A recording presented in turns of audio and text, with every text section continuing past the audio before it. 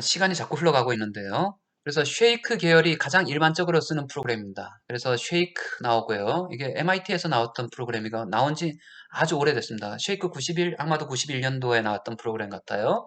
그 다음에 이거를 상용화시켜서 그래픽하게 나타내는 게 프로쉐이크. 아마도 지금 마이다스에도 들어가 있는 것 같은데요. 그래서 집안의 비선형성을 등가 선형으로 고려하고 반복법에 의해서 고려하는 거고, 이 프로그램은 일반한테 이미 공개가 돼 있기 때문에 소스 코드도 공개가 돼 있을 겁니다. 그 매뉴얼도 나와 있고요. 그래서 저희 연구실에서 이걸 만들어 가지고 구조 시스템 홈페이지에서 공개를 하고 있습니다. 링크를 통해서 갈 수 있고, 이렇게 다운로딩 받아서 예제도 같이 있으니까 사용을 할 수도 있습니다. 근데 요거를 사용하는 데 있어 가지고 약간의 기본 지식이 필요합니다. 왜냐하면 마구마구 사용했다가 앞으로 3장에서 예제도 보여줄 수 있겠지만은 우리가 거기 기반암 노드 운동으로 입력을 하느냐, 기반암 경계면 혹은 기반면 운동으로 입력하느냐에 따라 가지고 구조물의 응답이 달라집니다. 그래서 이게 기반암 노드가 뭐냐, 기반면이 뭐냐, 입력은 어떻게 하느냐, 옵션들이 있습니다. 그런 옵션들을 넣어야 될 필요성이 있을 때 용어에 대해서 알아야 됩니다. 다음 것은 이제 파동 방정식을 보여주는 건데요. 1차원 파동 방정식. 밑면에서 파가 위로 올라갔을 때 위로 올라가는 파를 A라고 그러고 반사선에서 내려오는 파를 B라고 부릅니다. 파에 변이를 다한 것 같이 G란 것은 깊이의 함수, T란 것은 시간의 함수. 그래서 시간과 깊이에 따라서 다 변한다는 얘기죠. 여기서 앞으로 위로 가는 파, 이것은 아래로 가는 파입니다. 그래서 왜 익스포넨셜로 나타냈냐고요? 익스포넨셜 지수함수란 것은 코사인 플러스 i 사인 해가지고 코사인과 사인의 조합이라 보면 됩니다. 크게 뭐 하면 안 되고요. 여기 오메가란 것은 각 진동수별로 다르다는 얘기고요. a라는 것은 진폭을 얘기합니다. 진폭, 진폭. 이건 오일러 법칙에 의해서 하면 되는 거고요. 수식에 얽매일 필요가 없습니다. 위로 올라가는 파의 진폭, 그 다음 내려오는 파의 진폭이다. 그 다음에 요 층과 이 층의 관계를 알게 된다면은 우리가 여러 층이 있을 때 각 층별로 응답을 우리가 여기서의 입력 하중을 안다 그러면은 요 두 개의 관계 트랜스퍼 펑션 전달 함수에 의해서 요 층에서의 응답을 알고 요 층에서의 응답을 알면은 요 층에서의 응답을 알고 층별로 하나하나씩 해가지고 모든 층에서의 응답을 알 수가 있습니다. 그 층 간에 서로 방정식을 그게 전달 함수라 그러는데요. 입력 어떤 층이 있을 때 입력 지진의 진폭, 그 다음에 투과되는 지진의 진폭입니다. 무슨 얘기냐면은 변이와 변형률의 경계 조건에서의 적합 조건이 있습니다. 무슨 얘기? 입력하는 거기 진폭이 있으면은 이게 I라고 그러고 입력이라고 그러고요. reflected 반사되는 진폭이 있습니다. 요거에 반사되는 진폭, 입력되는 진폭 두 개를 합쳐가지고 더하기 뺄셈 하면 나머지가 투가 되는 진폭, transmitted 투가 되는 진폭, UT라고 합니다. 그래서 요것이 변이에 대한 적합 조건, 마찬가지로 응력에 대한 적합 조건. 우리는 입사파의 진폭을 A라고 그랬고 반사파의 진폭을 B라고 했습니다. 앞에서.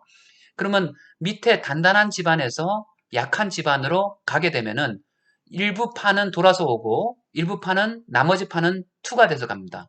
다른 얘기 스트링 이게 선 줄에서 보면은 줄을 S파를 이렇게 딱 흔들어 보면 여기 동영상을 보면 쭉 그림을 보는데요.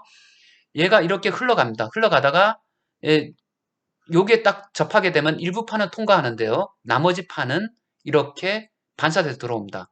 요 두 개 파를 합친 것이 요 파의 진폭과 같아지는 거죠. 예. 그래서 요 두 개 파, 요 파에다가 요 파를 뺀 게 요 파의 진폭입니다. 예.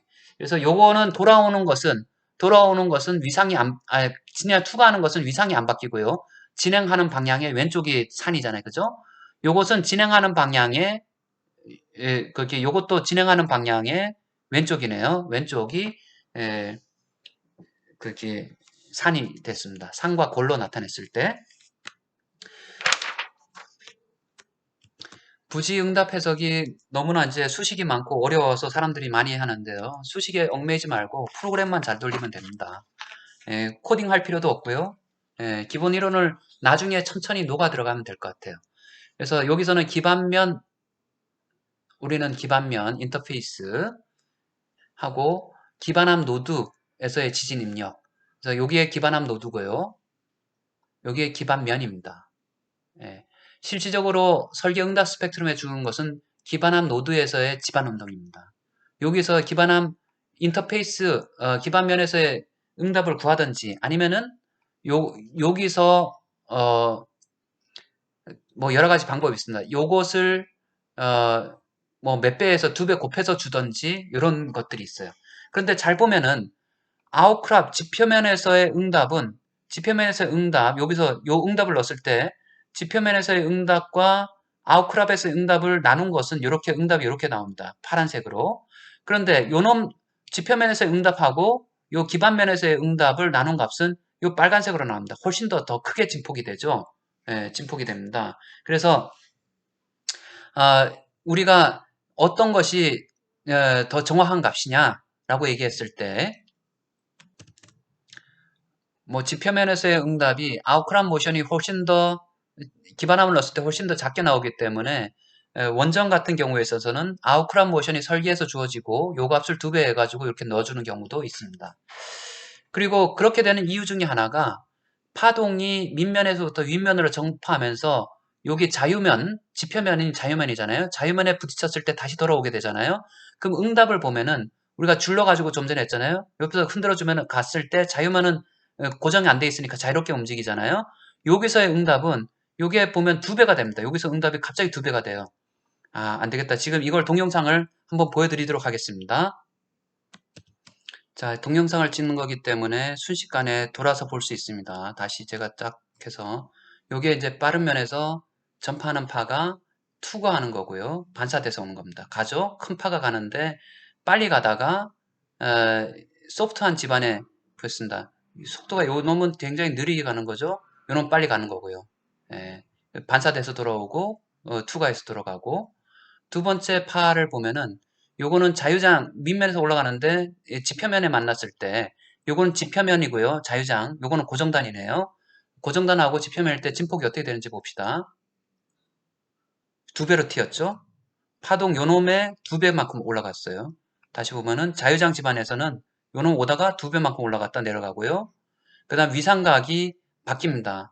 자기 진행 방향의 왼쪽에 있다가 진폭이 진행 방향의 오른쪽으로 바뀌고 고정단은 위상각이 안 바뀝니다.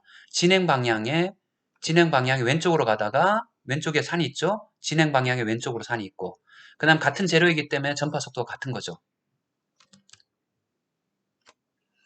네, 좋네요. 동영상으로 찍다 보니까 쓱 준비해가지고 잠깐 보여줄 수 있으니까 좋네요. 그래서 거기 입력 운동을 뭘로 정의하느냐가 상당히 다르다라고 실제로 경험적으로 많이 해보면은 뭐가 옳고 그른지 우리가 판단을 내릴 수가 있습니다. 얼마큼 크게 나왔는지 경험이 좀 필요한 거죠. 근데 집안의 비선형성입니다. 집안의 비선형성은 집안은 다음과 같이 비선형성은 두 가지로 나타낼 수 있는데요. 감쇄비 하고요. 그 다음에 전단 탄성 개수입니다. 전단 탄성 개수. 변형률이 커지면 커질수록 전단 탄성 개수는 줄어듭니다. 근데 지진시 변이는 요 정도의 변이고요. 전단 탄성 개수 크고 그 다음에 거기 큰 우리가 정적인 변이나 이런 것들은 전단 탄성 개수가 작습니다. 그래서 일반적으로 동탄성 개수를 써야 됩니다. 동탄성 개수라는 것은 전단 변형률이 적을 때의 탄성 개수를 써야 되고요. 근데 변형률에 따라 가지고 이거 탄성 개수도 변하니까 이런 변하는 현상을 고려해 줘야 되고요. 감쇄비도 변형률이 크면 클수록 등가 감쇄비가 커집니다. 30%까지 올라가죠. 적었을 때는 0. 거의 뭐 0% 가까워지다가 변형률이 커지게 되면 30%까지 올라갑니다. 이건 등가 감쇄비, 요 면적을 얘기하는 거죠. 그러니까 변형률에 따라 가지고 탄성 개수와 그 다음에 감쇄비 값이 변한다. 변형률이 크면 클수록 감쇄비도 커지고 변형률이 크면 클수록 전단 탄성 개수는 줄어든다. 그 다음에 이러한 특성들이 집안의 종류, 여기 모래 섞인 자갈층, 풍화암, 제가 이걸 썼던 경우는 예전에 그 미국 걸 썼는데요. 최근에는 외국 거도 다 나와 있으니까 국내 거도 나와 있으니까 국내 거를 사용하고 있습니다. 이렇게 볼 수가 있습니다. 그러면 이러한 전단 탄성 계수가 줄어드는 것하고 감쇄비가 올라가는 것들을 어떻게 고려해 줄 수가 있느냐? 우리가 하는 것은 하나의 값만 써야 되는데, 왜냐하면 선형 해석을 해야 되니까요. 이러하게 거기 감쇄비가 변하는 것들을 어떻게 쓰느냐라고 했을 때 감쇄 변형률에다 제일 처음에 전단 변형률이 있으면은 전단 변형률에 해당되는 값을 써가지고 합니다. 제일 처음에 G1 값을 써가지고 절차를 보면은 그게 제일 처음에 전단 탄성 계수를 써서 해석을 하고요. 해석을 하고 난 다음에 그 G1 값을 써서 해석을 해서 그 구조물의 등가 변형률을 구합니다. 그 등가 변형률에 해당되는 G2 값을 구하게 되는 거죠. 근데 G2 값을 써서 다시 해석을 합니다. 해석을 하게 되면은 해석을 했을 때 어떤 값이 나오게 되는데요. 그 G2 값에 해당되는 다시 변형률을 구하고요. 그 변형률에 해당되는 위에 그래프상에 올라가 가지고 G3 값을 구하고 G3 값을 사용해서 다시 해석을 하게 됩니다. 해석을 해가지고 G1, G2, G3 요 변화량이 혹은 요것도 마찬가지로 감쇄에 대해서도 xi1, xi2, xi3 이 변화량이 점점 줄어들어 가지고 어떤 값에 수렴하게 된다면은 이 정도 변동량이면은 우리가 허용치 안에 있어 라고 얘기하는 것이 그 값이 등가 어, 탄성계수, 등가 변형률이 되는 겁니다. 여기서 봤을 때 그러면은 우리가 실질적으로 지진이란 것은 오가리 막 움직이는데 변형률도 엄청나게 막 움직이죠. 그러면 여기서 등가 전단 변형률이 뭐야? 라고 했어요. 실제 전단 변형률은 시간에 따라서 막 변하니까요. 최대값의 65% 정도, 우리가 이걸 매직 넘버라고 얘기하는데요. 그러니까 최대값이 만약에 0.02가 나왔다. 최대값이 0.02 최대값이 나왔죠. 전단 변형률. 이것의 65% 얼추 3분의 2 값을 쓰게 된다면은 이게 매직 넘버 공학에서 이게 잘 안 되면 통합 치는 방법이죠. 3분의 2 값을 누군가는 결론을 내려줘야 되니까요. 3분의 2 정도의 값을 거기 유효 전단 변형률로 사용해 가지고 앞서서 그 그래프에서 유효 전단 변형률 값을 사용해 줘 가지고 반복 작업을 수행한다. 이럴 경우에 그 값이 나올 수가 있다 입니다. 마지막으로 예제입니다. 예제도 똑같은 방법인데요. 1번 지점에서 응답을 봤을 때 SSI 해석을 한 결과가 다음과 같아 라고 했을 때 유한요소법 해석한 결과를 한번 보시죠. 유한요소법 해석한 결과 1번 유한요소법 동쪽에서 1번은 기반면 응답, 기반면이란 것은 좀 전에 지중해 묻힌 경우 3번은 그냥 노드 응답을 사용했을 경우, 노드 응답을 그냥 사용했을 경우에 동적 해석인 경우 보면은 굉장히 큰 값이 나오죠. 원래 정확하다고 한 값에. 하지만은 기반면 응답을 사용했을 경우는 얼추 비슷한 값이 나온다.